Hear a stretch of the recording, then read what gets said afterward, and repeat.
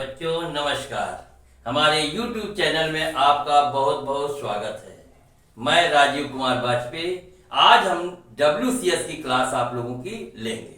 तो WCS में हम लोग रेशियो एंड प्रोपोर्शन हमारा चल रहा था, अर्थात अनुपात और समानुपात का चैप्टर चल रहा था। तो इसमें कुछ हम लोगों ने न्यूमेरिकल लगाए भी हुए थे। अब हम लोग कुछ आगे और न्यूमेरिकल लगाते हैं।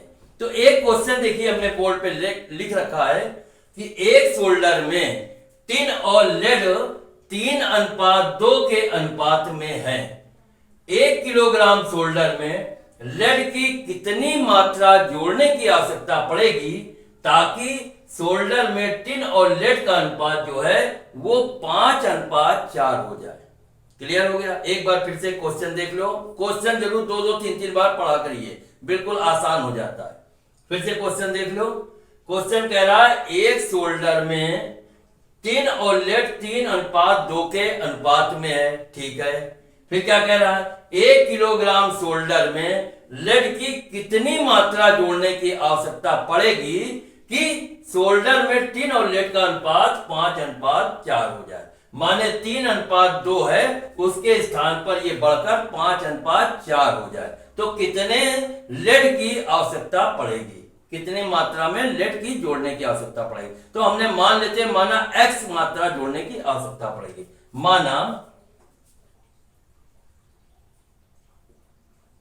माना लेड की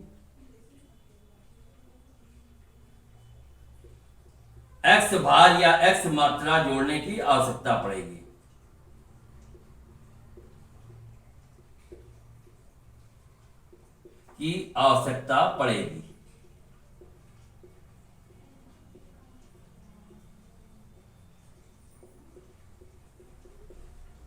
ठीक है ना? ये मान लिया, कह रहा है कि लेड की कितनी मात्रा जोड़ने की आवश्यकता पड़ेगी, तो हमने मान लिया, माना लेड की x मात्रा जोड़ने की आवश्यकता पड़ेगी। तो अब हम लोग निकाल लेते हैं, अनुपात निकाल लेते हैं। टिन और लेड का अनुपात पहला कितना दिया? 3:2 का दिया। ठीक है, तो टिन और लेड का अनुपात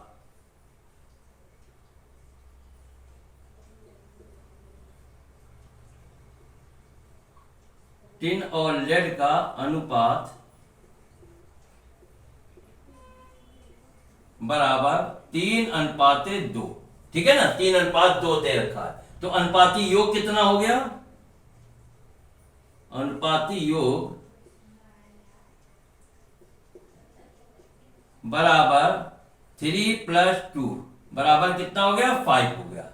क्योंकि 5 में टिन की मात्रा कितनी है? टिन, तो एक सोल्डर कितना? 1 किलोग्राम। 1 किलोग्राम को 1000 ग्राम, अर्थात इसको हम लोग 1 किलोग्राम में बना लेते हैं। माना सोल्डर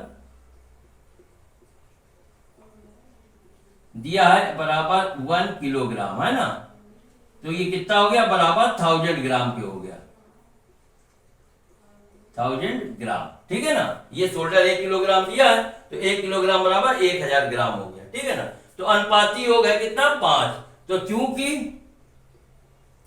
5 में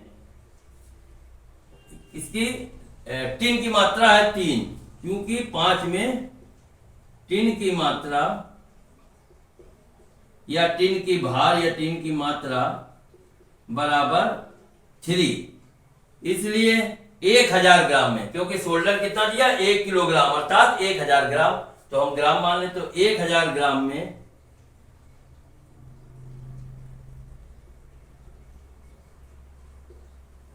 कितनी हो जाएगी सोल्डर की टिन की मात्रा? 3 × 1000/5 बराबर हो गया 600 ग्राम।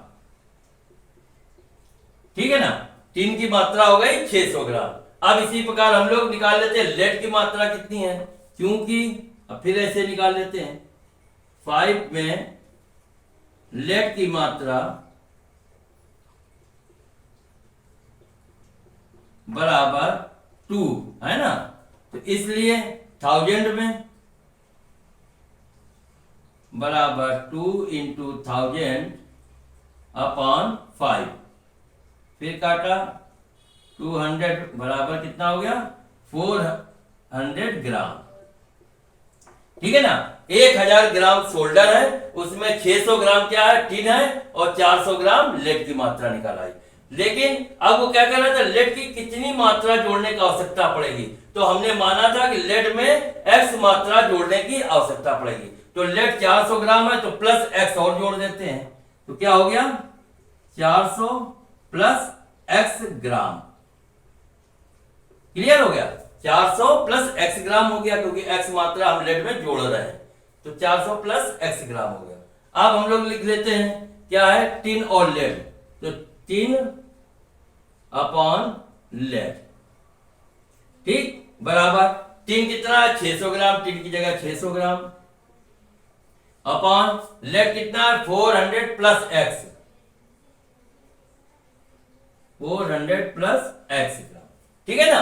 अब इसको हम लोग तिर्यक गुणा कर लेते हैं। तो टिन और लेड का वो तो लिखो मान, कह रहा टिन और लेड का अनुपात कितना हो जाए, 5:4 हो जाए। तो टिन और लेड का हम मान लिख देंगे, तो 5:4 माने 5/4, टिन है 5 बटे लेड है 4, तो 5/4 बराबर 600 अपॉन 400 प्लस x, ठीक है ना। अब इसको तिर्यक गुणा कर लेते हैं। तो 5 का मल्टीप्लाई इसमें करेंगे तो कितना आ गया, 5 चौको 20 प्लस 5x बराबर, अब इसको कर देंगे 600 इंटू 4 माने 600 को 2400, ठीक है ना। ये आ गया 2000 प्लस 5x बराबर 2400। अब 5x बराबर 2400 माइनस 2000 कितना हो गया, 5x बराबर आ गया 400, ठीक। तो x बराबर 400 अपॉन 5, 40 80 ग्राम आ गया। x बराबर कितना आ गया 80, ठीक है ना। x बराबर क्या है ग्राम, 80 ग्राम। तो वही उसने क्वेश्चन पूछा था। क्वेश्चन क्या था कि लेड में कितनी मात्रा जोड़ने की आवश्यकता पड़ेगी, तो 80 ग्राम। x 80 आ गया तो 80 ग्राम जोड़ने की आवश्यकता पड़ेगी। तो आंसर लिख लेते हैं, अतः लेड में 80 ग्राम जोड़ने की आवश्यकता पड़ेगी।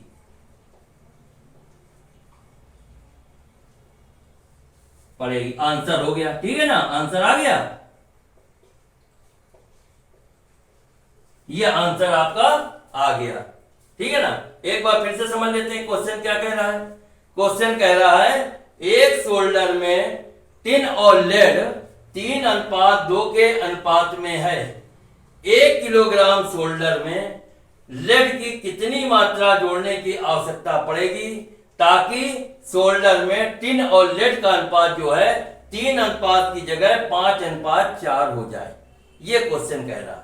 तो उसने कहा लेड की कितनी मात्रा जोड़ने की आवश्यकता पड़ेगी। तो सबसे पहले हमने माना लेड की x मात्रा जोड़ने की आवश्यकता पड़ेगी। अब सोल्डर कितना दे रखा है, सोल्डर है 1 किलोग्राम, तो लिखा सोल्डर 1 किलोग्राम माना अर्थात 1000 ग्राम के हो गए, ठीक। ये हमारे पास है। अब हम टिन और लेड का पहले अनुपात निकाल लेते हैं। तो टिन और लेड का अनुपात बराबर कितना है, 3:2 है, ठीक। फिर अनुपाती योग, तो 3 और प्लस 2 बराबर 5, ठीक है ना। क्योंकि 5 में टिन की मात्रा कितनी है, 3 है, तो इसलिए 1000 ग्राम में कितनी हो गई, तो 3 इंटू 1000/5 बराबर 600 ग्राम हो गई, ठीक है ना। इसी प्रकार अब हम निकाल लेते हैं लेड की मात्रा। लेड की मात्रा कैसे निकली, क्योंकि 5 में लेड की मात्रा है 2 ग्राम, ठीक है ना। तो 1000 में निकाल लिया, तो क्या हो गया 2 इंटू 1000/5 बराबर 400 ग्राम आ गया। अब लेड में हमें क्या करना था, लेड की कितनी मात्रा जोड़ने की आवश्यकता पड़ेगी। तो लेड में हमने x की मात्रा जोड़ने की आवश्यकता पड़ेगी। तो 400 ग्राम आया, तो 400 प्लस x ग्राम हो गया। क्लियर हो गया। अब हमने लिख लिया क्या, टिन अपॉन लेड, ठीक है ना। बराबर टिन की कितनी मात्रा है 600 ग्राम, तो 600 ग्राम हो गया, बटे लेड की मात्रा कितनी 400 प्लस एक्स, 400 प्लस एक्स ग्राम हो गया। ठीक है ना।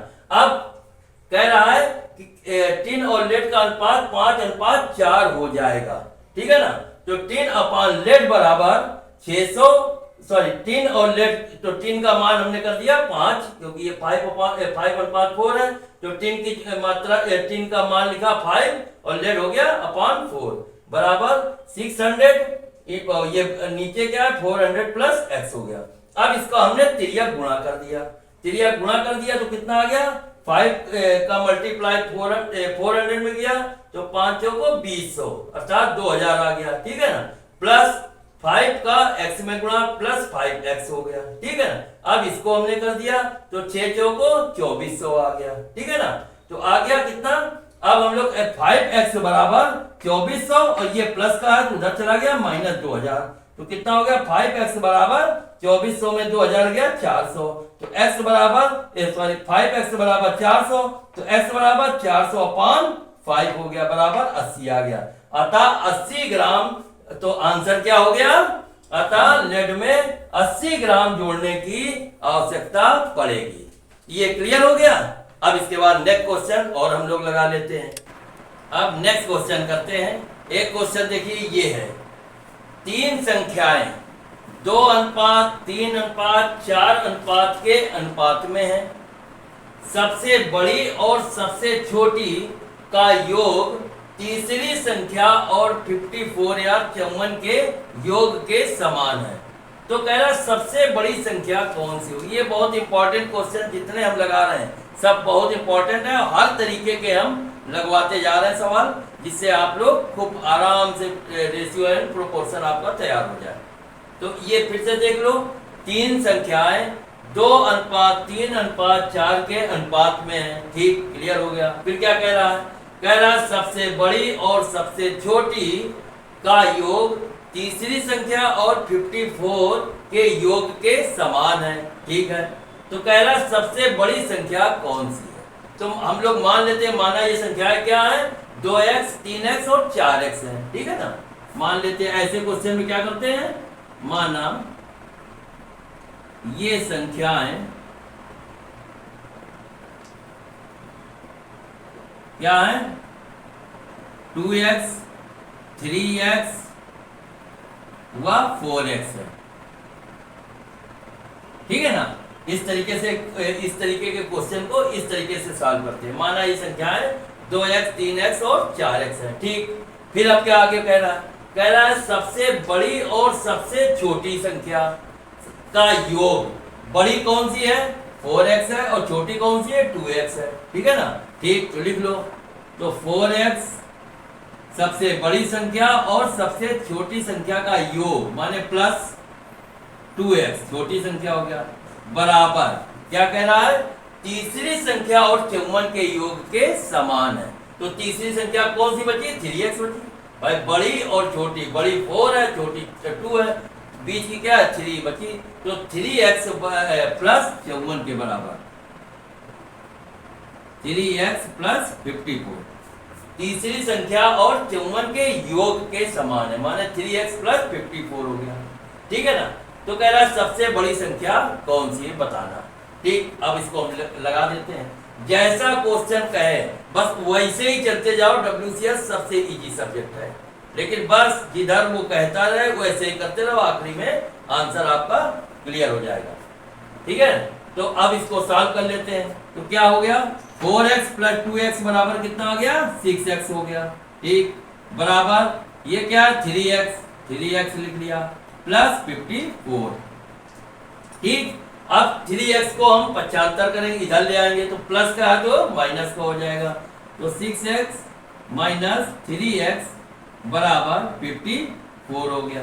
क्लियर हो गया। अब 6x में 3x माइनस कर दें, कितना आ गया 3x आ गया, तो 3x बराबर 54, तो x बराबर 54 अपॉन 3 का, तो कितना आया 3 1 जा 3 2 3 8 जा 24, तो आ गया x बराबर 18 आ गया। ठीक है ना। अब कह रहा है सबसे बड़ी संख्या कौन सी है, तो सबसे बड़ी संख्या कौन सी थी, 4x थी, है ना। तो अर्थात 4x के बारे में पूछ रहा है, तो सबसे बड़ी संख्या 4x बराबर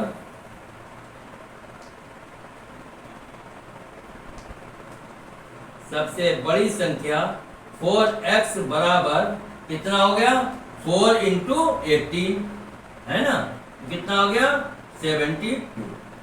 ठीक, तो अतः बड़ी संख्या क्या है, वो कह रहा है सबसे बड़ी संख्या कौन सी होगी, अतः सबसे बड़ी संख्या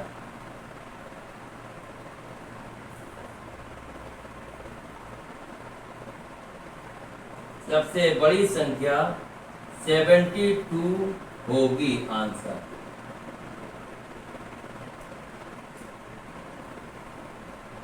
ठीक है, एक बार फिर से क्लियर कर लेते हैं क्वेश्चन। क्वेश्चन क्या कह रहा है, बस क्वेश्चन आराम से दो बार पढ़िए और फिर लगाते चले जाइए।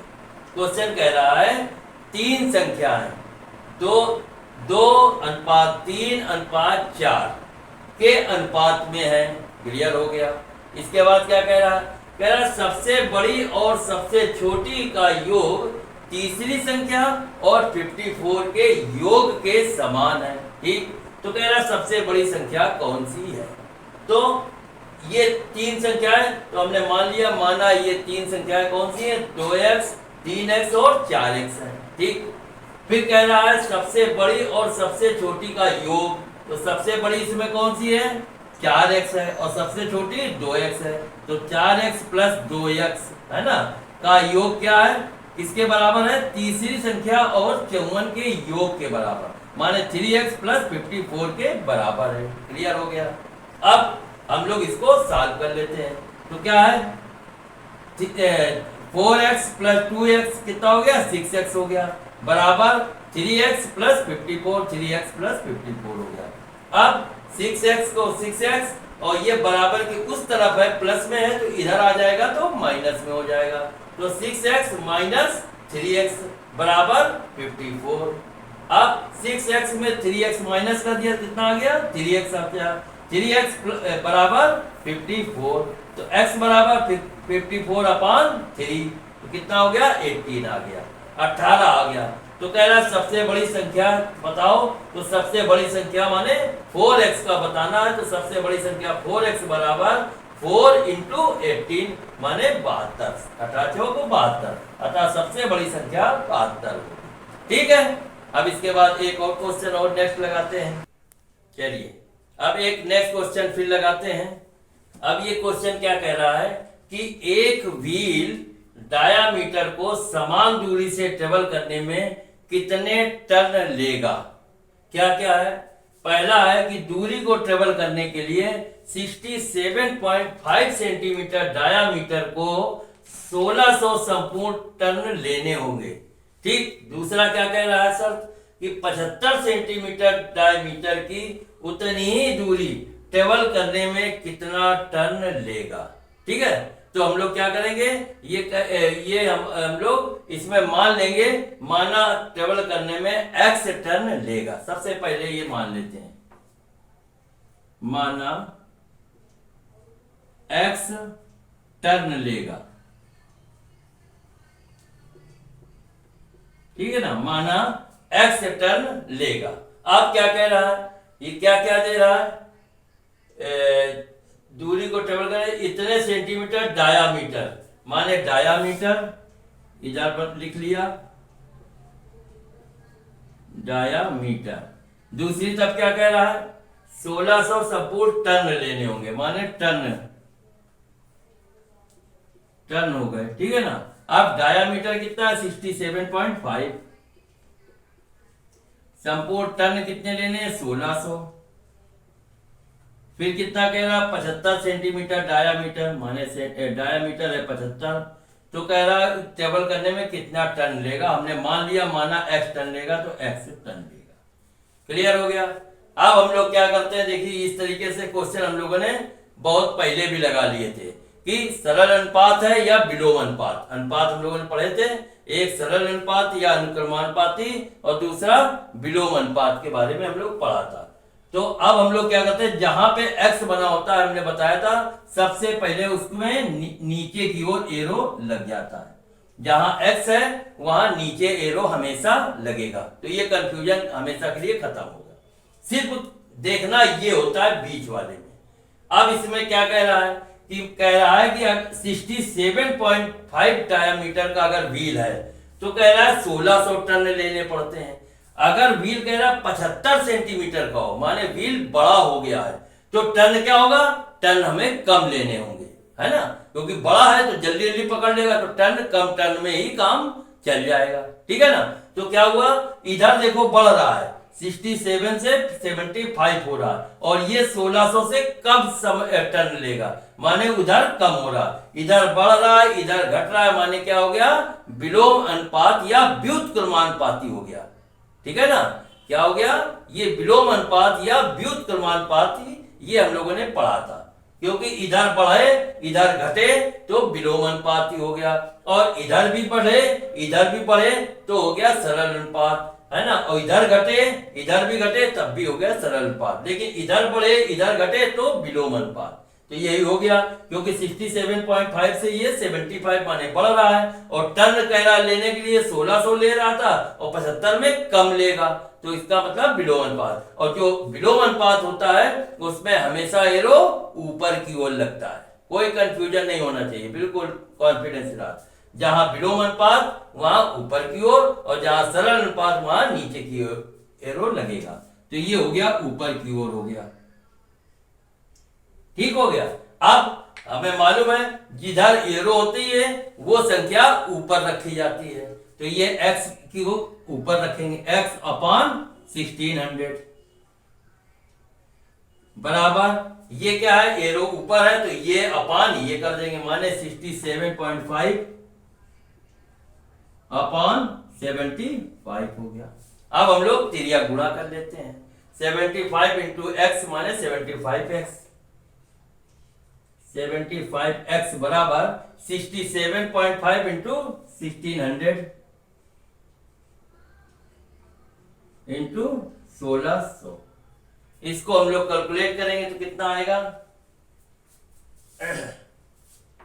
67.5 इंटू 1600, 1 2 3, फिर आया 1 2 3, ठीक है, फिर 6 पंचे 30, 0 हासिल 3, 6 सत्ते 42, 3 45, 5 हासिल लगा 4, 6 चलंग 36 और 4 40, फिर इधर एरो, फिर इधर आया 5, इधर आया 7, इधर आया 6, कितना हो गया 0 0, इधर आया तीसरा 0, ठीक है ना, ये हुआ 10, 0 हासिल 1, 7 1 8 और 6 4 10 और 10 आया, ठीक है ना, इतना आ गया। और इसमें दशमलव कितना, एक संख्या के बाद माने ये संख्या के बाद हो गया, ठीक है ना, यहां पे ये हो गया, तो कितना आ गया 10 1,08,000, है ना, आ गया कितना 75x बराबर 1,08,000, 1 2 3, ठीक है ना, ये हो गया। तो x बराबर 1,08,000 अपॉन 75।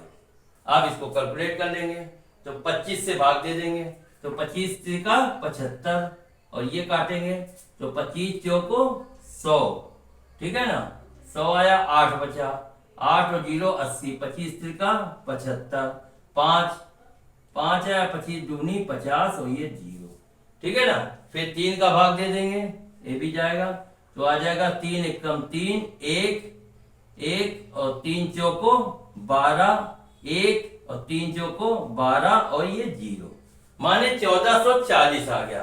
तो x बराबर आ गया 1440, और ये क्या है, ये चक्कर है, वो टन है, x क्या है, टन लेगा। तो यही क्वेश्चन कह रहा था कि ट्रेवल करने में कितने टन लेगा, माने 1440 टन लेगा, ठीक है ना, अतः 1440 टन लेगा। आंसर। ठीक है, ये हो गया क्लियर। अब एक बार फिर से क्लियर कर लेते हैं सवाल को। क्वेश्चन क्या कह रहा है, एक व्हील डायमीटर को समान दूरी से ट्रेवल करने में कितना टर्न लेगा। क्या है कि दूरी को ट्रेवल करने के लिए 67.5 सेंटीमीटर डायमीटर को 1600 संपूर्ण टर्न लेने होते हैं। ठीक, दूसरा कह रहा है कि 75 सेंटीमीटर डायमीटर की उतनी ही दूरी ट्रेवल करने में कितना टर्न लेगा।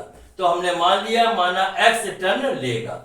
अब एक तरफ हमने डायामीटर बना लिया, दूसरी तरफ टर्न बना लिया। डायामीटर में क्या है, सबसे पहले 67.5 सेंटीमीटर डायामीटर, तो डायामीटर के नीचे लिख लिया 67.5 डायामीटर। फिर कह रहा है डायामीटर को 1600 संपूर्ण टर्न लेने होते हैं, माने टर्न के नीचे लिख दिया 1600। ठीक है ना। फिर कह रहा है 75 सेंटीमीटर डायमीटर, माने डायमीटर के नीचे 75 लिख दिया कि उतनी ही दूरी को ट्रेवल करने में कितना टर्न लेगा, माना x टर्न लेगा तो x टर्न के नीचे x लिख दिया। अब हमें मालूम है कि x वाली जहां वैल्यू होती है वहां हमेशा नीचे एरो रहता, तो इस पे हमने नीचे एरो लगा दिया। फिर अब इसको हम लोगों ने समझा क्या है कि 67.5 डायमीटर का कोई व्हील है ना, या पहिया है, उसके द्वारा हम कहीं पे जा रहे हैं तो 1600 टन लेने पड़ते हैं। 67.5 अगर सेंटीमीटर का व्हील या पहिया है तो 1600 टन लेने पड़ते हैं। अगर हम पहिए को बड़ा कर दें, 75 सेंटीमीटर कर दें, तो वो जल्दी कवर कर लेगा, चक्कर उसके कम लगेंगे, टन जो है कम लगेंगे। तो क्या हुआ, इधर बढ़ा और इधर घटा, माने विलोम अनुपात या व्युत्क्रमानुपाती हो गया। ठीक है ना। तो विलोम अनुपात में हमेशा एरो ऊपर की ओर लगता है। अब हमने क्या किया, अब ये एरो ऊपर लगा दिया, ये हमेशा नीचे ही रहता है, तो नीचे जिसमें एरो लगा होता है वो संख्या ऊपर लिखी जाती है। जैसे ये x में लगा है तो x अपान 1600 बराबर, अब एरो ऊपर लगा है माने 67.5 अपान 75, 67.5 अपान 75। अब इसको हम यो तिर्यक गुणा कर देते हैं, तो कितना हो गया, x इंटू 75 माने 75x हो गया, बराबर 67.5 इंटू 1600, तो 1600 हो गया।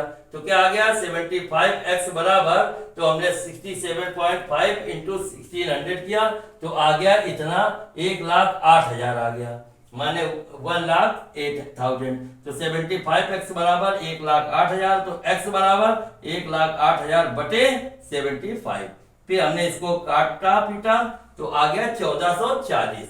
तो ये आ गया x बराबर 1440 और x क्या है, टन, अर्थात 1440 टन लेगा। उतनी दूरी अगर 75 सेंटीमीटर डायमीटर को का पहिया मान दें तो उतनी ही दूरी को तय करने में वो 1440 टन लेगा, 1600 की जगह 1440 टन ही लेगा। ठीक है ना। तो इस प्रकार, ठीक है ना, तो ये हो गया 1440 टन लेगा। तो ये आज आपके अपने रेशियो एंड प्रोपोर्शन वाला ये चैप्टर जो है वो क्लोज हो गया अपना, ये हमने पूरा कंप्लीट लगा लिया। अब आप लोग खूब मन से लगाएं, उसके बाद भी अगर कोई प्रॉब्लम हो तो आप मैसेज करके हमसे क्वेश्चन पूछें। ठीक है ना, हम सारे क्वेश्चन को आपके सॉल्व करेंगे, आंसर सब पूरे सॉल्व करेंगे। ठीक है ना। तो अब बस ठीक, बाय। और सभी लोग हमारे चैनल को लाइक करें, सब्सक्राइब करें और शेयर करें, है ना, सभी दोस्तों में बांटें। और एक चीज और देखना कि जिसके भाई बहन छोटे हैं, जो 8th में है, 9th में है, तो WCS या मैथ तो वो भी पढ़ सकते हैं, रेशियो, परसेंटेज, ये तो एक जनरल सब चीजें हैं। तो सभी बच्चे, छोटे भाइयों को, बहनों को भी ये पढ़ा सकते हो। तो सभी लोगों को शेयर करो। Bye, see you.